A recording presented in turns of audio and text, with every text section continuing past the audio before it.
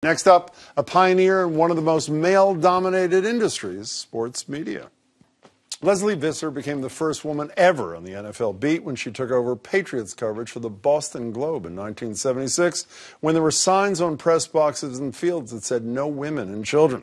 From there, she became the first female sportscaster assigned to a Super Bowl sideline, to report on Monday Night Football, to carry the Olympic torch, and she was the first woman ever inducted into the Pro Football Hall of Fame. Over the course of her career, she's covered baseball to bobsledding and everything in between, but there have been many hurdles along the way, all detailed in their new great book, Sometimes You Have to Cross When It Says Don't Walk, a memoir of breaking barriers. Hall of Fame CBS sports reporter Lesley Visser joins me now. Lesley, it's great to meet you. Oh, Jim, say it again.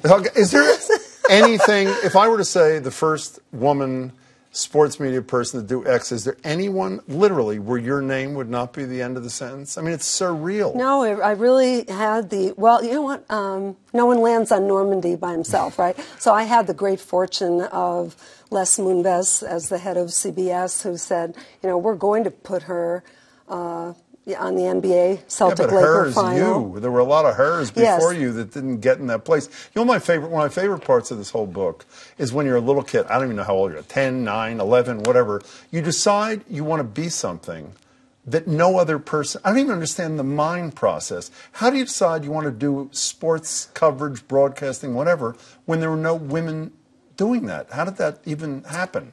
You know, thank you for bringing it up. We were living in Cincinnati, and my mother, who was a teacher, you know, at that time in the 60s, early 60s, women were really one of four things, weren't they? They were teachers, nurses, homemakers, or domestics. I mean, that's really, and my mother said to me, what do you want to be when you grow up?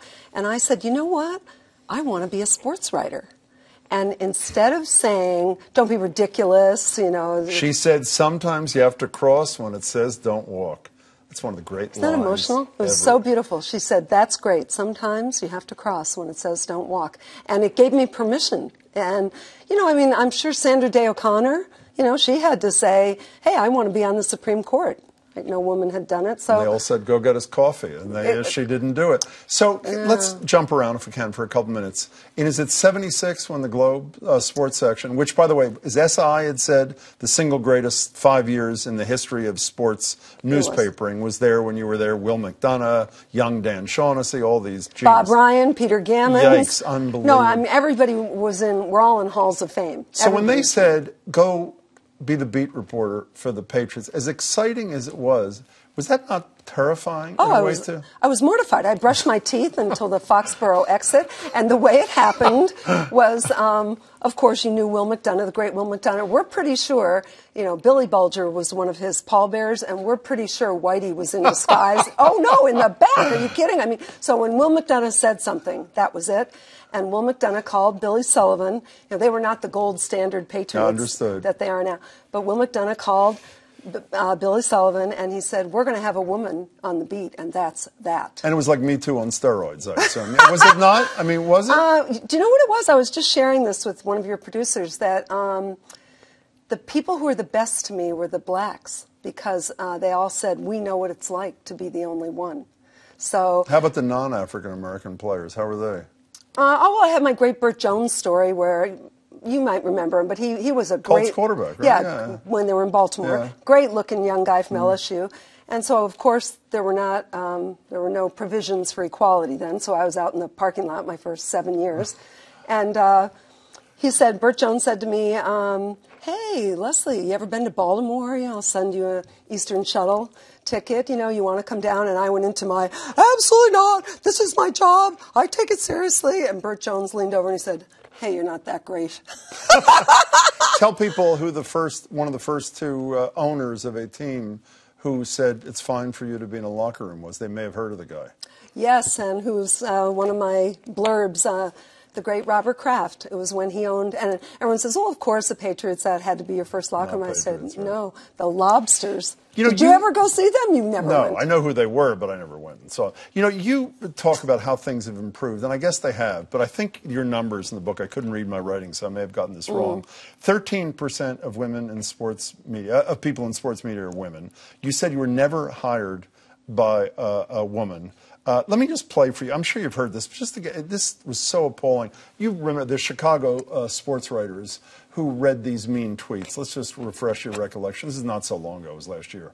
One of the players should beat you to death with their hockey stick, like the whore you are.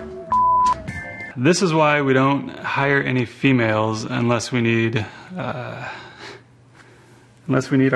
sucked or our food cooked. I don't think I can even say that. Freedom, I guess. I hope you get raped again.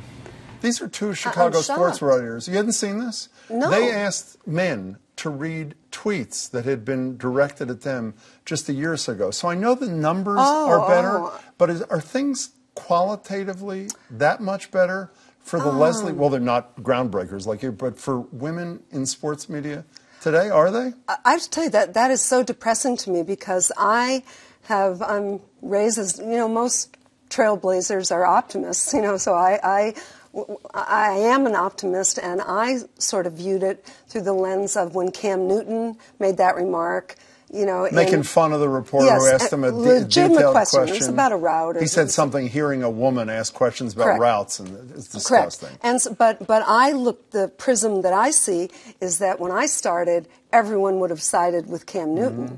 And now, he had to apologize. The team apologized. So I hope that's more representative of what's out there. But I don't know you except from television. You seem to be like a cup 90% full kind of person. Are you? Yes. I used, where are you from originally? Philadelphia. Okay, well, I don't know if humor. Boston, we turned to humor, to me, an insult was an opportunity for a bit.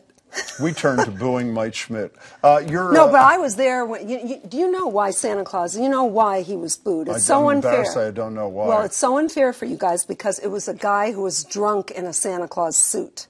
So it's really... I tell you, if he wasn't drunk, we would boo him anyway. Lesley Visser, your book is great. Your career is surreal. Oh, you too, Jim. Thank you for having me. Congratulations. Read it. The book again is Sometimes You Have to Cross When It Says Don't Walk, a memoir of breaking barriers.